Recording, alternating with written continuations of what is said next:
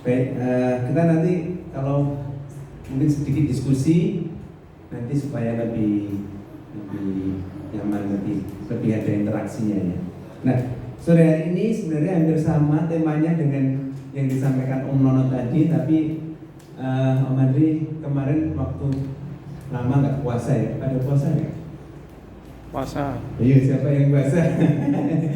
Oke, ya kalau belum puasa mari kita belajar puasa. Kemarin hari ini lupa, tadi nganter mertua ke gereja, terus kemudian pulang dari gereja itu ayah mertua itu tanya mau makan apa nih? Terserah apa tak telepon dulu Ivana. Kemarin telepon tante nggak diangkat-angkat. Yaudah pak, terserah, ini nggak bisa ditelepon. Yaudah nyoto yuk. Kesen mangkoknya mau datang. Udah minum mandi. Hari ini kan puasa. Ya sudah, hari ini nggak puasa demi mengasihi orang tua. Ya sudah terlanjur pesan ya teman-teman makan supaya tidak dikira wah terlalu rohani. Nggak pesan kok nggak jadi. Nah, kita akan belajar tentang temanya sama, belajar mengenal Tuhan. Kemarin waktu doa puasa pertama buka jam 3. Buka jam 3 itu sudah agak gemeter karena lama sudah nggak puasa. Tapi ketika mau makan, kemarin bawa pisang gitu di mobil, pisang goreng. Terus kemudian ada roti, entah roti dari siapa, dari PKK kayaknya. Nah itu terus kemarin berdoa dulu sebelum makan. Kemarin setiap puasa menikmati merasakan ketika kita berdoa mengucap syukur akan makanan kita, itu kita bisa doanya kemana-mana, bisa berdoa untuk saudara seiman, bisa berdoa untuk gereja. Bahkan ketika kemarin parkir mobil itu di sana ya, Piar Tendian itu dekatnya Paragon sana, di dekat gereja GKI. Mari berdoa untuk gereja, Tuhan berkati gereja-gereja di Semarang, lihat gereja ini dekati gereja-gereja supaya melakukan perannya. Teman-teman sebelum teman-teman masuk ke yang teman-teman sampaikan, setiap gereja itu Tuhan pakai. Tidak kahal sendiri, kahal dipakai Tuhan dengan caranya. Gereja GKI saudara kita yang di sini dan di beberapa tempat itu, kemarin tahu mereka dipakai Tuhan untuk mengurus panti asuhan. Untuk saudara-saudara kita yang dari luar pulau, mereka yang daerah konflik ataupun daerah yang memang butuh support untuk bantuan, dan mereka mendatangkan dan menghidupi, membiayai gereja GKI. Kalau ada juga kemarin pernah cerita tentang Adoni Ramzat itu dari gereja Baptis, mereka itu dipakai Tuhan dengan caranya. Ada gereja Salvation Army yang pakai pangkat-pangkat itu, yang pakai baju seragam putih, mereka dipakai Tuhan dengan caranya. Dipakai luar biasa di India untuk orang-orang yang terpinggirkan. Dan kita Tuhan akan pakai dengan cara ini, dengan cara Tuhan menarik kita. Entah apa yang akan kamu kerjakan untuk Tuhan melalui gereja ini, di dalam gereja ini, atau melalui kehidupan pelayanan di luar, cuma satu hal, bahwa kita membawa nama Kristus. Tidak masalah kamu dengan baju apa, tidak masalah kamu bersama saudara di sini atau saudara di luar, sama-sama kita melayani Tuhan di visi yang Tuhan taruh di hidupmu, di hidup kemandirian. Sementara kemandirian belajar mereka ini itu menghabiskan waktu, mengorbankan waktu, belajar edit, belajar mata melek ya untuk yang Tuhan taruh dalam hati orang. Nah kita semua akan dikasih hati oleh Tuhan. Untuk apa? Itu kamu yang perlu mencari. Ada panggilan khusus atas setiap kita. Nah temanya juga dengan Pentakosta adalah kita semakin hari semakin dekat sama Tuhan. Makanya Om Andri juga ingin mengambil tentang bagaimana cara kita mengenal Tuhan. Hanya 2, walaupun catatannya banyak. Oke, kemarin beberapa jemaat dewasa itu kita berdoa pertama di sini ya, hari kedua ya Om Andri. Hari kedua ya nih, dan kita belajar saling mendoakan, dan rata-rata yuk kita bantu doakan apa? Minta didukung doa untuk semakin dekat sama Tuhan, semakin kenal Tuhan, semakin haus lapar akan Tuhan. Karena ini penting, karena kalau tidak kita terhanyut. Orang tua pun bisa terhanyut. Kita tidak ada yang tidak bisa terhanyut kalau kita nggak berpegang sama Tuhan, kalau kita nggak hati-hati. Nah, Bagaimana cara mengenal Tuhan, belajar bergaul dengan Tuhan. Jadi kalau zaman dulu atau sekarang kalau orang mau pintar, kita belajar melalui guru katanya ya. Kita belajar melalui orang yang lebih dahulu tahu atau sudah pandai, punya skill, sehingga kita belajar di sekolah ataupun minta les gitu ya. Atau kalau dulu mereka mondok, saudara di luar sana mereka punya pondok-pondok pesantren, mereka belajar bagaimana tentang kitab mereka, bagaimana cara hidup mereka bersama, bagaimana teladan yang diturunkan, yang diberikan oleh pengajar atau Pak Kiai yang mereka teladani. Gitu. Nah, kita mau belajar hal ini juga. Nah, Om Petrus kemarin juga menyampaikan bahwa Tuhan itu turun ke bumi. Dia Tuhan yang besar, Dia yang mulia, Dia rela jadi manusia. Untuk apa? Pasti ada hal yang besar yang Tuhan mau lakukan. Ada yang begitu penting sehingga Tuhan step down from heaven, sehingga Tuhan turun dari surga itu untuk kita. Yang penting itu apa? Yang penting itu hidup kita. Tuhan begitu mengasihi kita, sama Tuhan begitu mengasihi Adam, sama. Dan Tuhan ingin kita kembali kepada Dia. Jadi kira-kira yang penting itu karena Tuhan mengasihi kita. Tuhan mau kita kembali kepada Dia. Nah, mari kita buka di Yesaya 55 dahulu. Bisa dibantu Yesaya 55 ayat 6 sampai 7.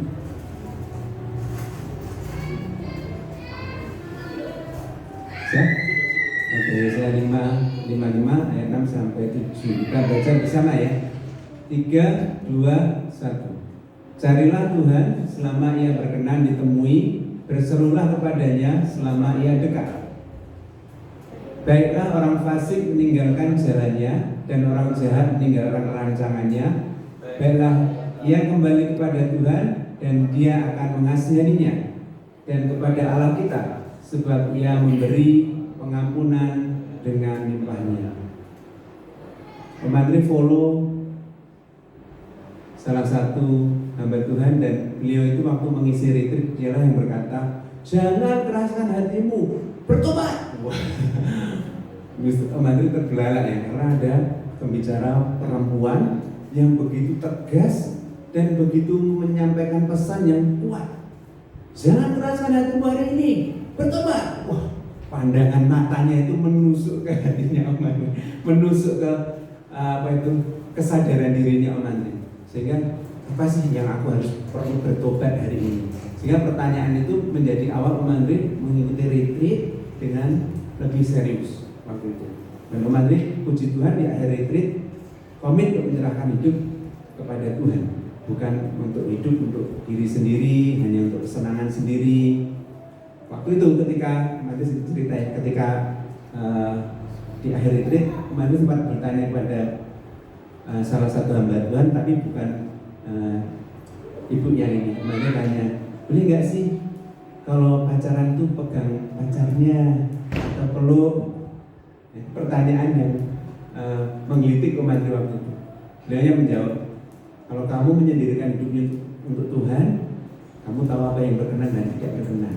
Kalau pacaran seperti itu kudus atau tidak, kamu jawab sendiri. Om Andri diam. Lalu berdoa sejak itu. Terus kemudian belajar menjaga cara hubungan dengan lawan jenis waktu itu. Nah, dari Yesaya ayat 6 dan 7 ini pesan Tuhan lewat Yesaya untuk Israel, yang mereka mengalami banyak hal yang luar biasa berat. Dan di ayat yang di pasal keseluruhannya ini sebenarnya kita diajak, Israel itu diajak untuk pulang kembali kepada Tuhan dan mempersiapkan diri untuk menantikan sesuatu yang Tuhan persiapkan, yang mulia, yang baik, yang ajaib untuk Israel, untuk umatnya waktu itu. Dan ayat yang sama ini Om Andri yakin tidak hanya untuk Israel waktu itu. Ayat yang sama ini untuk kita juga, untuk Om Andri juga. Adakah sesuatu dalam diri Om Andri ini yang belum Om Andri selesaikan sama Tuhan? Adakah sesuatu yang belum beres? Om Andri diajak kembali untuk meninggalkan yang tidak berkenan. Ada, pasti. Kita semua nggak sempurna. Apa itu? Nanti yang perlu berdoa sama Tuhan. Apakah tentang saat teduh nanti masih bolong juga. Kadang double 2 hari untuk kirim jempol. Kadang nggak baca Alkitab. Kadang merasa cukup dengan lagu-lagu rohani, mendengarkan khotbah-khotbah melalui IG ataupun TikTok. Nggak cukup sebenarnya. Nah, cara mengenal Tuhan yang pertama adalah kita belajar menyediakan waktu. Kita bergaul sama Tuhan. Di dalamnya kita belajar menyediakan waktu untuk belajar firman. Tahap yang pertama paling penting adalah kita bergaul sama Tuhan. Orang mau pandai, dia akan bergaul sama orang yang pandai.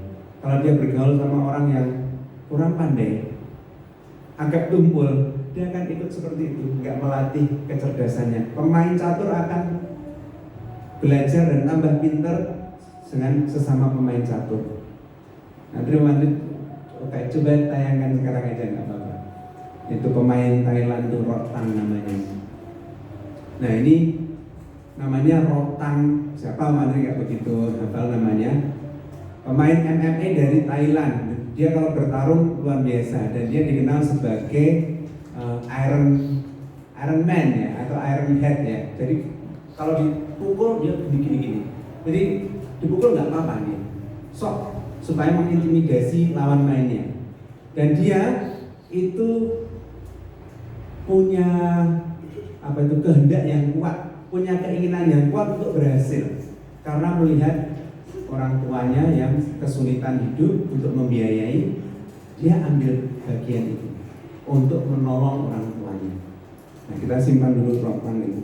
Kita akan pintar bersama dengan orang pintar. Kita akan menjadi takut sama Tuhan, cinta sama Tuhan kalau kita kumpul sama atau kita bersama-sama dengan saudara seiman dan kita mencari Tuhan.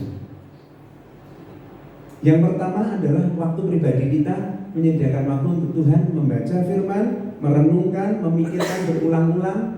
Nah ini yang perlu kita bawa menjadi kebiasaan.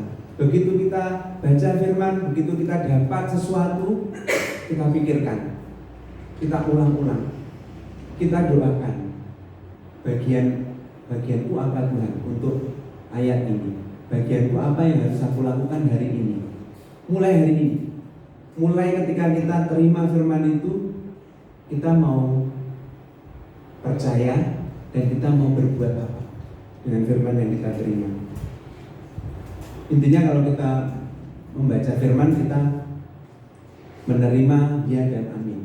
Karena firman Tuhan itu berkuasa untuk membebaskan kita, berkuasa untuk menyucikan kita, berkuasa untuk membuat kita itu layak kalau kita percaya dan melakukan firman. Nah, selain belajar sendiri, kita bisa belajar dari pengajaran para pemimpin, dari pengajaran yang kamu bisa dengar. Kemarin punya dulu Bapak Rohani sebelum gabung ke Kahal, kemudian ketika gabung ke Kahal ada Pak Hani yang menolong Mandri. Di luar juga ada namanya Pak Thomas. Kalau suatu saat ini video ini dilihat oleh beliau, Pak Mandri kemarin bersama teman-teman, walaupun kita sudah tidak ketemu, tapi kemarin ada kebutuhan dan kemudian kita inisiatif. Ini yuk kita berkati, kita kumpulin dana karena handphone beliau itu rusak dan dia mulai pelayanan YouTube dan lain sebagainya, dan dia juga sering ke Kalimantan untuk komunikasi yang dulu. Kita kita kumpulkan uang, kita belikan. Sampai beliau berkata, mungkin Om Andri pernah bilang di sini, terima kasih untuk pemberian yang menggetarkan hati. Itu membuat kita semua itu terharu. Terus kemudian pelayanannya mulai jalan lagi. Ketika Om Andri cek YouTube-nya sekarang udah 1000 subscriber lebih. Khotbah-khotbahnya itu banyak dilihat, udah sangat banyak, udah puluhan ribu, ratusan ribu bahkan. Itu menjadi berkat. Nah, kita belajar pengajaran-pengajaran dari orang yang kita percaya sanggup untuk memimpin kita. Nah, di sini banyak ya Kak Noven, Kak Musa, Domono, Petrus, sangat terpercaya. Kalian boleh belajar dari yang lainnya juga, karena kita bisa melihat atau hati kita bisa terbuka, mungkin bukan melalui Tuhan, hamba Tuhan yang Tuhan pakai di sini tidak apa-apa. Kalau kamu merasa diberkati dengan sebuah khotbah dari kemarin tadi pagi ke itu GIA Pandian Langkat dengan Pak Samuel, kemarin juga dengarkan khotbahnya hampir yang sama disampaikan Om Nono tadi, ada orang kikir itu nggak ada bagian di dalam kerajaan surga. Wah, ada ayatnya memang. Nah, kita bisa belajar dari para pemimpin yang sudah Tuhan pakai. Ada hasrat yang lebih ketika tadi Om Nono bilang bahwa waktunya belajar tentang bahasa Yunani atau Ibrani lagi. Belajar lagi. Kemarin belajar lagi. Kita semua perlu belajar lagi. Bahkan waktu kita sedang mendengar sesuatu yang klik gitu. Nah, Yesaya, terus nanti ada Nabi Amos, itu ternyata nabi-nabi yang hidupnya sejaman. Ada Nabi A, B, ini mereka dipakai Tuhan di kerajaan Israel Utara. Nabi C, D, ini di zaman yang sama Tuhan pakai di kerajaan Yehuda. Itu menarik kalau kita pelajari. Harus ada hasrat kalau kita mau bergaul sama Tuhan, mau akrab sama Tuhan, mau semakin hari kita semakin Tuhan ini aku, bukan diriku lagi. Maka kita harus ada hasrat untuk mendengar, untuk belajar, untuk menghabiskan waktu menyelidiki sesuatu yang perlu untuk memperlengkapi kita. Ada nggak yang di sini paling jago main game apa ya? Yang jago main game siapa di sini?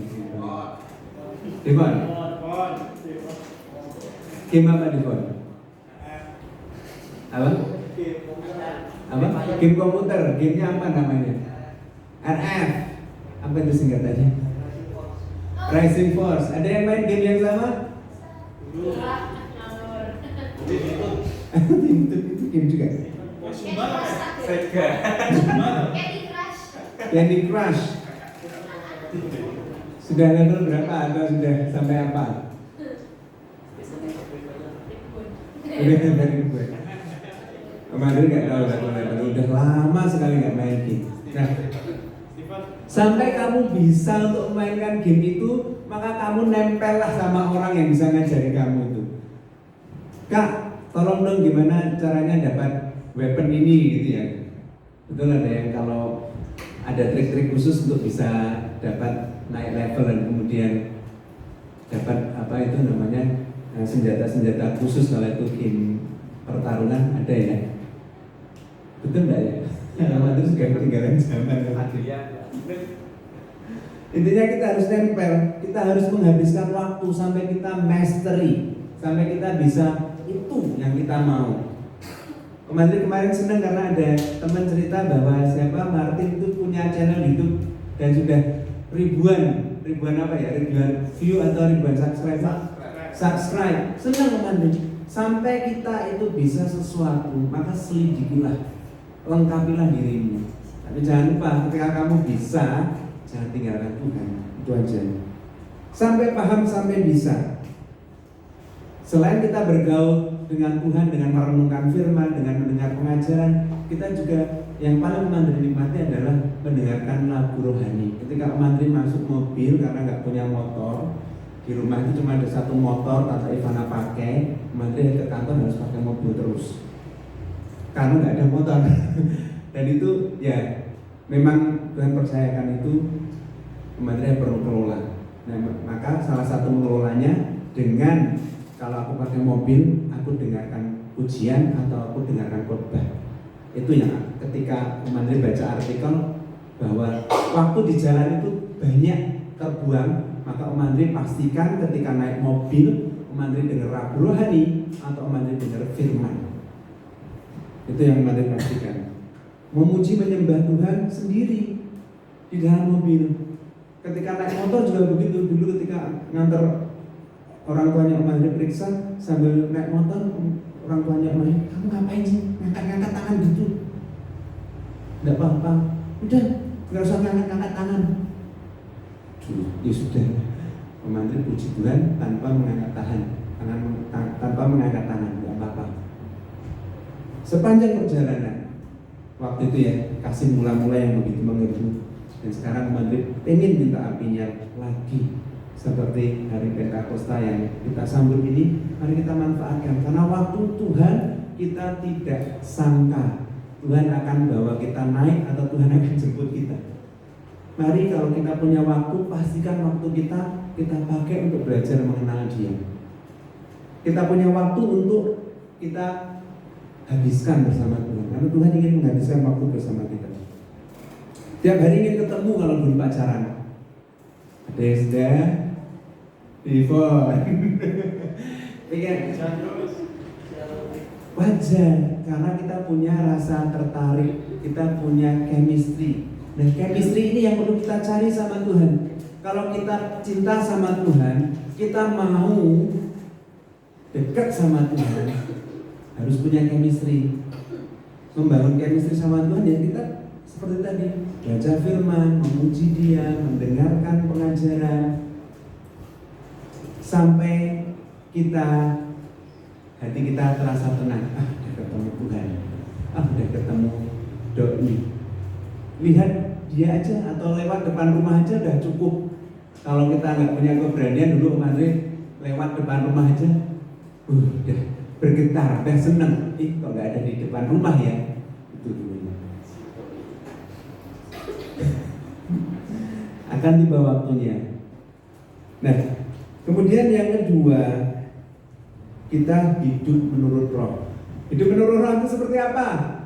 Dicek di YouTube-nya Karanganyar itu Tante Susi ngajari hidup menurut Roh. Itu Tante Susi ada tipnya itu. Mari buatkan hidup menurut Roh seperti apa. Waktu itu Kak Okta berdiri di depan sama Randy ya kalau nggak salah ya. Hidup menurut Roh karena ada roh, ada daging, ada jiwa. Lihat lagi ke sana. Om Andre nggak ingin panjang lebar di situ. Tapi Om Andre ingin sampaikan bahwa kita perlu hidup menurut Roh. Selain kita bergaul sama Tuhan, kita hidup menurut Roh. Mari kita buka di Galatia 5. Kita buka lagi kalau ini.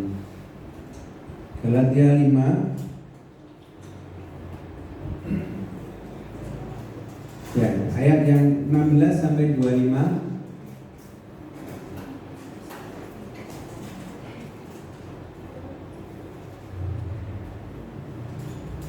Oke, kita baca pembukaan perikop ini. Hidup menurut daging atau roh, kita baca bersama-sama ya. 3, 2, 1. Maksudku ialah hiduplah oleh roh, maka kamu tidak akan menuruti keinginan daging.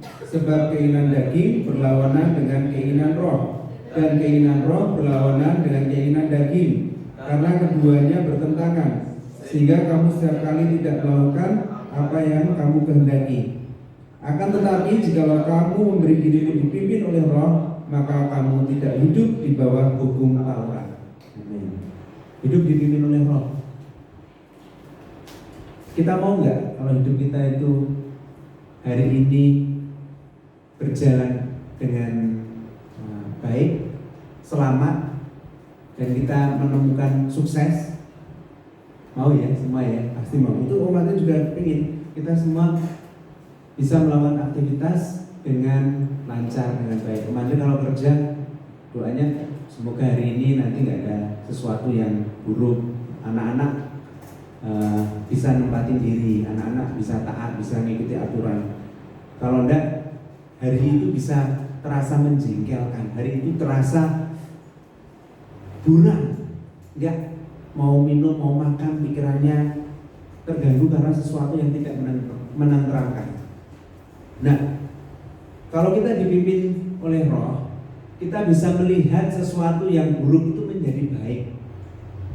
Tante Ivana, Om Andre, sama Josie barusan kehilangan handphone. Handphonenya Josie itu dicuri oleh seseorang yang kita nggak tahu, entah itu kurir, entah itu salah satu tamu yang lain. Nah, Om Andre telepon salah satu yang kita tersangka itu, tapi sebelum telepon Om Andre ajak tante sama Josie untuk berdoa. Kita berdoa ya, karena kita bicara sama orang yang sedang dikuasai sesuatu yang jahat. Entah nanti kurir atau siapa, kita nggak tahu. Biar Tuhan tuntun Om Andre ngomong. Dedi ngomong. Biar Tuhan tuntun Dedi ngomong yang sesuai, yang tepat. Nah, Om Andre telepon, terus dari pembicara itu dia yakin bahwa dia tidak mengambil. Tapi hatinya Om Andre itu tenang sebenarnya. Sejak awal handphone hilang, tenang. Dan ketika Om Andri mau nyusun rencana harus bagaimana, Om Andri masuk kamar, Om Andri duduk berdoa. Tuhan, ada sesuatu yang buruk terjadi dan itu handphone Josie hilang. Tentu Tuhan sudah tahu ya, sesuatu yang buruk terjadi dan aku nggak mau sesuatu yang buruk ini menghilangkan fokusku terhadap Engkau yang aku sedang mau cari. Aku nggak mau sesuatu yang buruk ini menghilangkan fokusku sehingga aku punya alasan atau aku berlindung atau aku lari dari melayani. Aku nggak mau sesuatu yang buruk ini membuat hatiku itu habis untuk mikirin, untuk terbeban dengan gimana ya nggak punya handphone lagi Josie, ya sudah kemarin nggak memikirkan bagaimana. Ini hilang ya sudah. Kemarin percaya barang yang Tuhan percaya dalam hidup kemarin punya Tuhan. Kemarin diingatkan lagi, oh itu mungkin baru dipinjam, apa mungkin nanti akan dikembalikan, ya itu kuasa Tuhan. Tapi doa yang mandiri, Tuhan kalau memang berkenan di hatimu handphone kembali dalam nama Yesus, perintahkan orang itu untuk mengembalikan. Kalau enggak, tidak apa-apa, aku mengasihi Tuhan. Nah, Mandri berusaha menjaga hati supaya tidak terbeban, tidak bagaimana pikiran Mandri lepas. Harusnya percaya sama Tuhan. Ada yang Tuhan sediakan untuk Josie, ada yang Tuhan sedang siapkan untuk Om Andri, ada yang Tuhan sedang kerjakan membentuk hati Om Andri, membentuk hati Tante Ivana, membentuk hati Josie, supaya kita percaya, berserah sama Tuhan. Dan barang seperti ini kita bukan milik kita. Semua hal yang Tuhan percaya di hidup kita barang titipan, dan kita dipercaya untuk hanya mengelola. Kalau kita dipercaya untuk mengelola, suatu saat akan diambil. Suatu saat mungkin kita tidak akan dipercaya Tuhan ke itu karena ada orang yang lebih dipercaya lagi. Barangkali itu yang terkemudian akan yang terdahulu menjadi terkemudian. Tapi jangan sampai ini terjadi. Kalau kita datang sama Tuhan dan sungguh-sungguh sama Tuhan, supaya Tuhan tetap bawa kita menjadi pemimpin, menjadi kepala, kita tetap berada di depan, bukan untuk gagah-gagah, tapi karena Tuhan memanggil kita untuk jadi murid yang bisa diubahkan dan mengubahkan. Amin. Om Andri tidak merasa sesuatu yang Om Andri punya harus Om Andri pertahankan. Om Andri belajar ini juga ketika mengembalikan mobil ke leasing. Tuhan, kalau memang bukan bagianku mobil ini biar aku kembalikan. Aku nggak mau terbeban. Aku nggak ingin juga berbuat curang. Biar ini punya leasing ya, aku kembalikan. Nah, kita lihat lagi tokoh namanya Bruce Lee. Nah, ini petarung hebat juga. Yang Om ingat ini ya tokoh-tokoh bela diri. Ada juga Evander Holyfield yang dipakai. Nah, Bruce Lee ini belajar bela diri macam-macam. Semuanya dia belajar, rata-rata belajar otodidak. Kemudian dia belajar dengan partner, lawan bertarung namanya Chuck Norris, itu bintang film juga, itu terkenal dulu. Dan itu mereka itu sebagai sparring partner, sehingga saling melatih. Nah, Bruce Lee ini rupa-rupanya dia itu tidak punya potensi, dia itu tidak punya modal sebagai petarung sebenarnya. Bruce Lee ini fisiknya juga kecil, backgroundnya juga bukan talented sebagai orang yang diajari langsung pintar bertarung, enggak. Tapi dia melatih dirinya sedemikian rupa sehingga dia bisa belajar menjadi ahli bela diri. Rupanya yang membedakan adalah Bruce Lee, Rock Tan, itu mereka punya sesuatu yang menggerakkan mereka. Kita buka lagi Petrus ya, Pak Petrus harus. Nah, Petrus ketika di pantai Tuhan datangin, kemudian akhirnya Tuhan ajarin untuk menjalaikan lagi karena dia nggak mengenal Tuhan Yesus yang sudah bangkit. Nggak menyangka ketika dia menangkap ikan berhasil, terus tahu itu Yesus, dia turun dan kemudian diajak Yesus untuk bakar ikan tuh ya kalau nggak salah ya, makan bersama akhirnya. Terus mendengarkan perkataan Yesus dan Yesus bertanya. Ini yang akan membantu juga bahas. Yesus bertanya, Simon, Simon, apakah engkau mengasihi aku? Jawabannya Simon Petrus gimana? Ya Tuhan, aku mengasihimu. Tanya lagi Tuhan. Beberapa kali sampai 3 kali. Seperti ketika Simon menyangkal Yesus 3 kali, rupanya Tuhan bantu untuk memulihkan hatinya sendiri dengan mengaku. Firman Tuhan bilang, mulut mengaku, dengan mulut mengaku engkau akan diselamatkan. Ketika kita berbuat salah, kalau kita mau bertobat, kalau kita menyadari dosa kita, mengaku di hadapan Tuhan, dan Tuhan akan memulihkan kita. Nah, Tuhan memulihkan Petrus dengan mengaku bahwa dia mengasihi Tuhan sebanyak 3 kali, sama dengan jumlah dia menyangkal. Apa motivasi Petrus sehingga dia bisa menjadi sokong guru gereja? Dia menjadi pemimpin dari antara para murid. Selain usia ya, kalau kalian baca, rupanya Petrus ini murid Yesus yang paling tua. Karena ketika disuruh bayar pajak untuk bayar bait suci, yang bayar pajak itu cuma 2, Yesus sama Petrus. Zaman dulu kalau Rabi Israel ingin punya murid, itu dia harus punya murid yang usianya lebih junior. Uniknya Tuhan Yesus adalah kalau Rabi didatangi calon murid, saya mau belajar sama guru, didatangi. Tapi kalau Yesus uniknya, Yesus datang cari murid, Yesus pilih. Makanya di kitab Yohanes bilang, bukan kamu yang memilih aku yang memilih kamu. Tuhan pilih kita untuk hidup bagi Dia. Kita perlu percaya karena Tuhan sedang membentuk kita hari ini juga. Ada sesuatu yang Tuhan ingin kerjakan bersama kita dan di dalam kita. Bedanya dengan Rotang dan Bruce Lee. Kalau Bruce Lee itu belajar menjadi ahli bela diri karena dia itu punya fear, punya ketakutan. Dia tinggal di Hong Kong, dan di Hong Kong kehidupan begitu keras. Kalau lihat film-film gangster dia, kira-kira hampir seperti itu. Si Bruce Lee ini belajar bela diri untuk menenteramkan dan juga jaga-jaga supaya dia bisa melindungi dirinya. Si Rotang itu motivasinya untuk membantu orang tuanya. Baik semua sebenarnya. Si Rotang untuk membantu orang tuanya, si Bruce Lee untuk melindungi dirinya. Baik, semuanya baik. Apakah baik cukup? Rupanya kalau cuma untuk kebutuhan dunia, ya itu cukup. Tapi kalau kita mengikut Yesus, yang baik saja tidak cukup. Baik, suci, tulus, dan murni. Kalau kita mau hidup sungguh-sungguh sama Tuhan, mari kita cari Tuhan lebih sungguh-sungguh lagi. Yang kedua ini, dengan hidup menurut kehendak Roh. Selanjutnya yang terakhir ya, bagian terakhir. Motivasi menjadi hal yang sangat penting. Nanti sedikit. Motivasi menjadi hal yang membedakan, menjadi hal yang kunci. Kamu mau hidupmu berubah untuk siapa?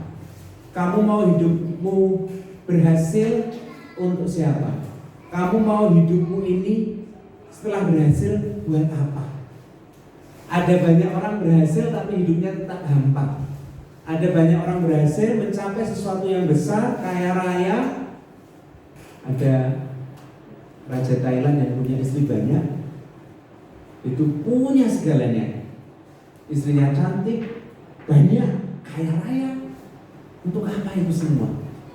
Rupanya kalau kita lihat, untuk memuaskan kehidupan dagingnya saja. Terus kalau sudah dapat semuanya, apakah segala sesuatu menjadi baik bagi hidupnya? Enggak.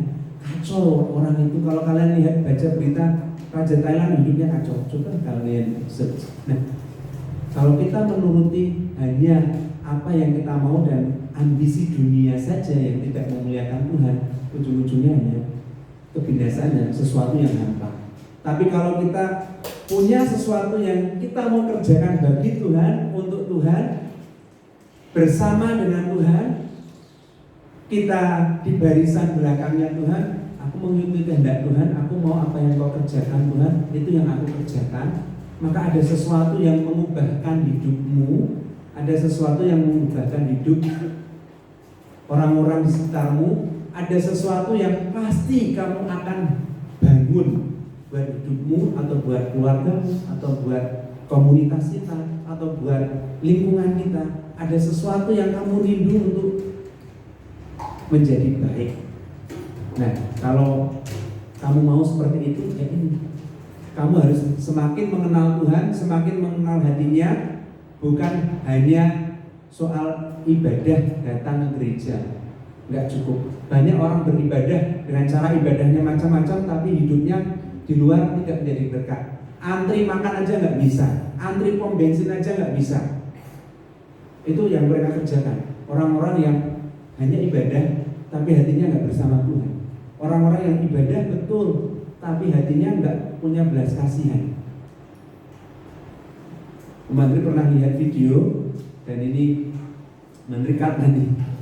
Itu mereka antri buka puasa, saudara seiman, antri buka puasa, dan mereka duduk barisan-barisan yang rajin tertib. Tiba-tiba ada bapak-bapak berkopiah dan sudah berumur dan tidak bisa antri. Sampai di video itu si anak muda ini bilang, "Pak, di situ tuh tempat buat orang jalan, jangan duduk di situ, Pak. Kalau mau antri di belakang, Pak." Si bapak ngomel-ngomel. Akhirnya dia pergi sambil ngomel-ngomel. Nggak jelas mana juga nggak ingat. Nah, artinya apa? Sampai tua pun, kalau hati kita nggak bisa beres, hati kita nggak mau dibentuk Tuhan, nggak mau diajar, ya seperti itu.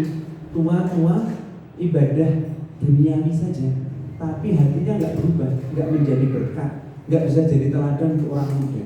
Jangan sampai kita beribadah, tapi kita nggak berubah. Jangan sampai kita beribadah, menyembah Tuhan sungguh-sungguh, tapi hati kita sama, tidak mau diubahkan Tuhan. Dan Tuhan itu tahu segala motivasi hati kita, mencium dari jauh. Mari pernah sharingkan waktu doa, mencium dari jauh. Kamu punya agenda apa saja, Tuhan tahu. Tapi Tuhan itu ingin kamu itu belajar jujur, mengakui. Kalau kamu nggak mampu, kamu bilang, "Tuhan, aku nggak mampu, aku mau Tuhan tolong." Mari miliki hati seperti itu. Itu saja yang mari ingin bagikan. Yang pertama, bergaul dengan Tuhan, caranya macam-macam. Yang kedua, hidup dipimpin oleh Roh. Dua hal itu yang akan membuat kita hidup berbeda. Dan kalau kita menantikan beberapa hari ini di doa untuk pencurahan Roh Kudus, mari barangkali ada karunia yang akan kalian terima atau Mari akan terima. Tergantung kesiapan hati kita. Amin. Yang nanti disampaikan karena